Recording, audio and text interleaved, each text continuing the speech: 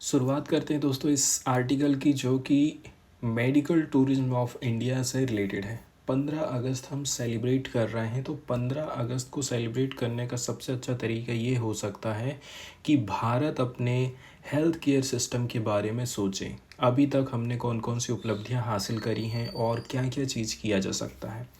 तो ऐसी बात नहीं है, हम लोगों को ये हमेशा यही लगता है कि हमारे देश में इलाज कराना किसी भी बीमारी का, बड़ी बड़ी बीमारी का पार्टिकुलरली बहुत महंगा है। वहीं यदि हम विदेश जाते हैं तो विदेश में हमें भारत से ज़्यादा कहीं पैसा खर्चा करना पड़ेगा। लेकिन फिर भी अभी भी लोग जाते हैं, ऐसा नहीं बोल सकते हैं कि इंडिया के बाहर लोग इलाज करवाने के लिए नहीं जाते हैं। ठीक है, जो बड़े बड़े लोग हैं जिनके पास में ज़्यादा पैसा है वो लोग जाते हैं ताकि उनको बेटर ट्रीटमेंट मिल सके, बेटर मॉडर्न फैसिलिटीज़ मिल सकें बाहर से। वहीं दूसरी तरफ यदि हम सरकारी हॉस्पिटल की बात करते हैं तो सरकारी हॉस्पिटल केवल लिमिटेड हो जाता है। जैसे महिलाओं की डिलीवरी है, किसी को मलेरिया हो गया है, बुखार हो गया है, आप ये कहें कि किसी की किडनी ख़राब हो गई है, हार्ट ख़राब हो गया है या फिर टीबी की बीमारी हो गई है, तो आप अपने कहना चाहिए तहसील लेवल पर, विलेज लेवल पर, डिस्ट्रिक्ट लेवल पर इसका यदि आप इलाज करवाने जाएंगे तो ये चीज़ संभव नहीं हो पाती है। तो यही सुधार हमको करने की ज़रूरत है। वहीं यदि हम बात कर लें, आयुष्मान भारत योजना जैसी योजनाएं सरकार चला रही है, कहती है कि साल में आप 5 लाख रुपए तक का इलाज फ्री करवाइए, लेकिन ये केवल कहने की बात है। पहले नंबर की बात तो ये है, आप किसी का भी चीज़ का इलाज करवाने के लिए चाहिए, बहुत सारे हॉस्पिटल तो ऐसे रहते हैं मना कर देते हैं, नहीं होता, नहीं चलता बोल देते हैं। और ऐसा है भी क्योंकि बहुत सारे गिने चुने हॉस्पिटल ही इसमें शामिल किए गए हैं। दूसरी बात यह है, यदि चलता भी है ना तो 20-25 हज़ार रुपये मिनिमम तो आपकी जेब से वो ले ही लेंगे, आपसे भी ले लेंगे और उधर आपके कार्ड से भी कट जाएगा। ये एकदम रियलिटी है। जिसके पास में 20-25 हज़ार भी नहीं है तो उसका कहना चाहिए कोई उपाय ही नहीं है। वो तो ऐसा है कि अब जितने दिन जी सके सरकारी अस्पताल में वो व्यक्ति जिएगा, ऐसी कंडीशन हो गई। तो देखिए 15 अगस्त को हम कैसे सेलिब्रेट करें, सबसे पहले तो यही क्वेश्चन उठता है।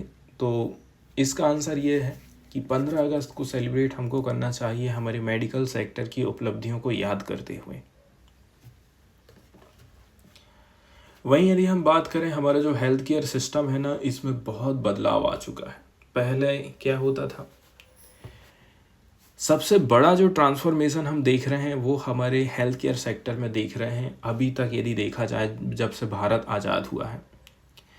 एक समय ऐसा था जहां पर बहुत सारे जो इंडियंस हैं ट्रैवल करते थे वेस्टर्न दुनिया की तरफ में, क्योंकि उनको एडवांस मेडिकल ट्रीटमेंट चाहिए था। लेकिन आज के समय में India global health care hub के तौर पर उभर रहा है। इसीलिए हम ये बोल सकते हैं कि सबसे बड़ा ट्रांसफॉर्मेशन हेल्थ केयर सिस्टम में हुआ है। 1980 के दशक तक ये एक कॉमन चीज़ हो गई थी। ठीक है, जो एफ्लुएंट इंडियंस हुआ करते थे, ठीक है, एफ्लुएंट्स मतलब होता है धनी, ये क्या काम करते थे, ये एडवांस मेडिकल ट्रीटमेंट के लिए बाहर जाया करते थे, स्पेशली वेस्टर्न कंट्रीज़ की तरफ ज़्यादा जाते थे।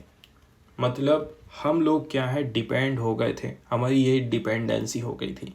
इससे एक तो हमारे देश का जो रुपया है वो बाहर जा रहा है, दूसरे नंबर की बात ये है हमारा जो हेल्थ केयर सिस्टम है उसका जो गैप है वो पूरा फुलफ़िल नहीं हो पा रहा है। ये यहाँ पर दिक्कत हो जा रही थी। लेकिन आज के समय में देखा जाए, भारत को रिकॉग्नाइज किया जाता है, मान्यता दी जाती है as a globally world class medical services.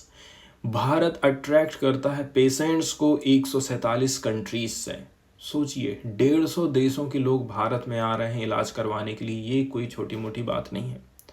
ये ट्रांसफॉर्मेशन आखिर हुआ कैसे करके, क्यों? क्योंकि आज के समय में ऐसा हो गया है, हमारे पास में बेहतर मेडिकल प्रोफेशनल्स अवेलेबल हैं, हमारी बेहतर पॉलिसी मेकिंग है, साथ ही साथ हेल्थ केयर इंस्टीट्यूशंस हमारे बेहतर हो चुके हैं। इसके अलावा सरकार की तरफ से हील इन इंडिया प्रोग्राम चलाया जाता है। भारत सरकार की तरफ से हील इन इंडिया प्रोग्राम चलाया जाता है ताकि हमारे देश में जो टूरिज्म सेक्टर है उसको बेहतर बनाया जा सके, सुविधाओं को बेहतर किया जा सके। सरकार ने हील इन इंडिया प्रोग्राम चालू करी थी। तो हमें मेडिकल टूरिज्म में शिफ्ट देखने को मिल रहा है। इंडिया आज के समय में प्रिफर्ड मेडिकल डेस्टिनेशन बन गया है। इसका काफ़ी इकोनॉमिक इम्प्लीकेशन है।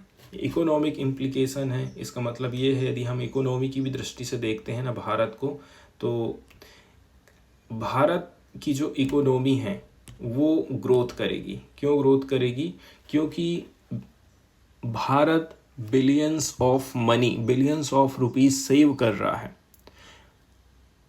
आप बाहर जाएंगे तो आपको डॉलर देना पड़ेगा, रुपया के बदले में डॉलर, तब आपका इलाज होगा। इससे क्या पता चल रहा है कि इंडियंस लोग सेव कर रहे हैं अरबों रुपया। क्योंकि आज के समय में ऐसा हो गया है कि बहुत कम लोग ही अब्रॉड जा रहे हैं मेडिकल ट्रीटमेंट के लिए। वहीं जो कॉस्ट ऑफ ट्रीटमेंट है इंडिया में, ये सिग्निफिकेंटली लोअर है यदि हम पश्चिम यूरोपीय देशों की तुलना करते हैं, with the same if not better quality of care. और ये भी नहीं बोल सकते कि एकदम ख़राब क्वालिटी इंडिया प्रोवाइड कराता है। इससे क्या होता है? इससे जो हमारा वैल्यूएबल फॉरेन एक्सचेंज है वो हमारे देश में बना रहता है। इसके साथ ही साथ इंडिया की पोजीशन बन रही है as a cost effective health care destination के तौर पर। वहीं यदि हम बात करें कि इस प्रकार से यदि इंटरनेशनल पेशेंट हमारे देश में आते हैं तो इससे हमको क्या फ़ायदा है? पहले बात यह है कि हमारे देश की जो इकोनॉमी है वो आगे बढ़ेगी, बहुत सारी जॉब जनरेट होंगी, साथ ही साथ जो ग्रोथ है रिलेटेड सेक्टर में, जैसे कि हॉस्पिटैलिटी है, ट्रांसपोर्टेशन है, फार्मास्यूटिकल्स है, इस सेक्टर में काफ़ी ग्रोथ हमको देखने को मिलेगी। भारत में बहुत सारे टूरिस्ट लोग आते हैं मेडिकल टूरिज्म के चलते चलते। इससे हमारे देश में जो रेवेन्यू जनरेट होता है वो सालाना है $9 बिलियन का एनुअली। फिर सरकार हील इन प्रोग्राम लेकर के आई थी। प्रधानमंत्री नरेंद्र मोदी ने हील इन इंडिया प्रोग्राम लेकर के आई थी। Is more than A slogan, मतलब ये केवल स्लोगन अकेला नहीं है, ये उससे कहीं अधिक है।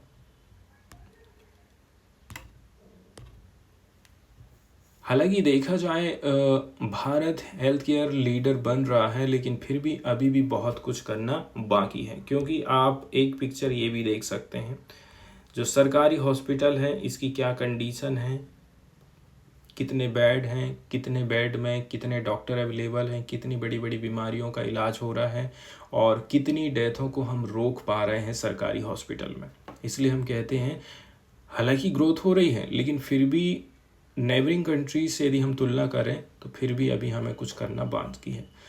जैसे हमारे जो हॉस्पिटल हैं उनमें सुधार चाहिए, हमारे मेडिकल प्रोफेशनल हैं उनमें स्किल और भी ज़्यादा बढ़ाने की ज़रूरत है। साथ ही साथ कॉस्ट इफ़ेक्टिव ट्रीटमेंट हमारे देश में होना चाहिए, तब जाकर के जो मेडिकल टूरिस्ट हैं हमारे देश में ज़्यादा से ज़्यादा आएंगे।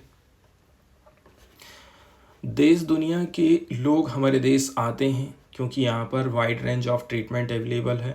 कॉम्प्लेक्स कार्डियक सर्जरीज हो जाती हैं, एडवांस ऑन्कोलॉजी की फैसिलिटीज़ भी हमारे यहाँ पर अवेलेबल है। इसलिए भारत जो ऑन्कोलॉजी होता है वो कैंसर से रिलेटेड अध्ययन होता है। वहीं यदि हम बात करें इंडिया की तरफ से क्या क्या चीज़ प्रोवाइड करी जाती है, तो देखिए इंडिया आज के समय में काफ़ी बेहतर हो चुका है। इंडिया आज के समय में अपने आप को काफ़ी बेहतर कर चुका है। जैसे कि हम बेहतर ट्रीटमेंट प्रोवाइड कर रहे हैं बहुत सारी बीमारी, साथ ही साथ हम हॉलिस्टिक केयर भी प्रोवाइड करते हैं, जैसे फिजिकल, इमोशनल, साइकोलॉजिकल जो ज़रूरत है पेशेंट की वो भी पूरी हो सके। हमारा जो हेल्थ केयर प्रोफेशनल है वो न केवल डॉक्टर और नर्स तक सीमित है, साथ ही साथ they are healers who embody compassion, dedication and relentless pursuit of excellence. इसका मतलब ये हो गया है कि हमारे जो डॉक्टर हैं केवल खाली बीमारी का इलाज करने में नहीं लगे रहते हैं, ये करुणा, समर्पण और उत्कृष्टता की निरंतर खोज के प्रतीक है। वहीं यदि हम बात करें क्या क्या चैलेंजेस हैं एंड क्या क्या अपॉर्चुनिटीज़ हमारे पास अवेलेबल है, तो जो चैलेंजेस हमारे आगे हैं वो क्या है। पहले नंबर की बात यह है, बहुत सारी चीज़ें तो हम इंपोर्ट करते हैं। जैसे अभी हाल फिलहाल में सेक्टर 9 हॉस्पिटल की यदि मैं बात करूं तो वहाँ पर एक मशीन ख़राब हो गई थी। अब वो मशीन जापान से लाए हैं, तो उसको सुधारने वाला भी इंडियन कुछ नहीं कर पाएगा, जापान का ही आदमी आएगा उसको सुधारेगा। तो इम्पोर्ट को हमें कम करना है। इसके अलावा भी कोरोना जब चल रहा था तो उस समय में हमने देखे ना, बहुत सारे जो रॉ मटेरियल हैं जिनसे हम गोली दवाई बना रहे हैं, ड्रग्स बना रहे हैं, वो हम चाइना से मंगा रहे हैं रॉ मटेरियल। चाइना नहीं भेजेगा तो हमारा जो मार्केट है वो ठप पड़ जाएगा। इसलिए इम्पोर्ट को कैसे करके हम रोक सकते हैं। बहुत सारी जो मेडिकल डिवाइसेस हैं, ठीक है, इसके चलते चलते ट्रीटमेंट हमारा महंगा हो जाता है, क्योंकि हम बाहर से मशीन खरीद रहे हैं। मशीन बाहर से खरीदोगे तो महंगी पड़ेगी। साथ ही साथ हमारा जो सेल्फ रिलायंस है, आत्मनिर्भर भारत अभियान है, वो भी हमारा प्रभावित होता है। एक स्टडी है जिसको यदि हम कंडक्ट कराया गया था, Indian brand equity foundation, shortcut में IBEF इसको बोला जाता है। इंडिया ने इंपोर्ट किया था मेडिकल डिवाइस जिसकी कीमत है $6.24 बिलियन। 2021-22 का ये डाटा। इतने सारे रुपए का हम कहना चाहिए इंपोर्ट किए हैं। हालांकि देखा जाए सरकार की तरफ से मेक इन इंडिया प्रोग्राम चलाया जा रहा है, जो कि काफ़ी मोमेंटम को गेन कर रहा है, प्राप्त कर रहा है। इसमें जो डोमेस्टिक प्रोडक्शन है इसके ऊपर इन्वेस्टमेंट किया जा रहा है, ताकि मेडिकल जो डिवाइसेस हैं हमारे देश में ही अवेलेबल हो सके। इसके अलावा भी एक चीज़ की यहाँ पर जिक्र करना ज़रूरी हो जाता है। हमारे जो यंग इनोवेटर हैं, जो इंटरप्रेन्योर हैं, उनको हमें आगे लेकर के आने की ज़रूरत है। वहीं यदि हम बात करते हैं हेल्थ केयर सेक्टर आखिर होता क्या है, इसका मतलब ये नहीं है कि खाली मेडिकल ट्रीटमेंट हो रहा है। ये होता है आप ह्यूमैनिटी एंड नेशनल बिल्डिंग का भी काम कर रहे हैं। एंड जो पर्पस ऑफ हेल्थ केयर है वो एक यूनिवर्सल है, ट्रांसेंडिंग बाउंड्रीज। इसका ये मतलब नहीं है कि भारत अकेले में ही इसकी परिभाषा काम करेगी, दूसरे देशों में भी आपको यही काम करना है, दूसरे देश भी यही करते हैं। तो by choosing a career in health care, young Indian can contribute to the nation's growth. इसका मतलब ये है कि यदि आप बायो ले रहे हैं, बाद में डॉक्टर की पढ़ाई कर रहे हैं, नर्सिंग की पढ़ाई कर रहे हैं, तो आप अपनी देश की ग्रोथ में योगदान दे रहे हैं। इसलिए आप यदि अपने देश में योगदान देना चाहते हैं तो इस क्षेत्र से जुड़ सकते हैं। बहुत सारे लोगों की आप जान बचा सकते हैं। ये न केवल भारत में बल्कि देश दुनिया में भी यही काम आप कर सकते हैं।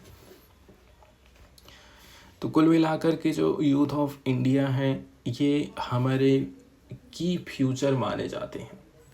उनकी जो एनर्जी है, क्रिएटिविटी है एंड जो पैसन है, ये काफ़ी इम्पॉर्टेंट हो जाता है, ताकि नया नया इनोवेशन हमारे देश में हेल्थ केयर सेक्टर में आ सके। आगे यदि हम बात करें आज़ादी को हमें कैसे करके सेलिब्रेट करना है, तो बात यही आ जाती है, ठीक है। तो हमें स्वास्थ्य सेवा क्षेत्र में की गई प्रगति पर गर्व होना चाहिए। चिकित्सा उपचार के लिए यूरोपियन कंट्रीज़ पर निर्भर रहने वाले देश से लेकर के आज के समय पर वर्ल्ड लेवल पर हम हेल्थ सेक्टर में आगे बढ़ चुके हैं। हमारी यात्रा उल्लेखनीय से कम नहीं है, ठीक है। आइए हम इस नींव पर निर्माण जारी रखें, स्वास्थ्य सेवा में उत्कृष्टता और आत्मनिर्भरता के लिए हमेशा प्रयास करते रहें। तो स्वतंत्रता और प्रगति की इस भावना के साथ आइए हम ऐसे भविष्य के लिए प्रतिबद्ध हों, जहां भारत न केवल अपने लोगों के लिए बल्कि पूरे विश्व के लिए एक बेटर हेल्थ हब बन सके। इसलिए हम एक ऐसी स्वास्थ्य सेवा प्रणाली के लिए प्रयास करेंगे जो कि कैसी रहेगी, इंक्लूसिव, इनोवेटिव एंड इंस्पायरिंग होना चाहिए। एंड आओ हम सब मिलकर के बिल्ड करें एक ऐसे हेल्थ केयर सिस्टम को जो कि एवरी इंडियंस के लिए प्राइड हो, ठीक है, एंड लोगों को आशा दिलाए, पूरी दुनिया को आशा दिलाए।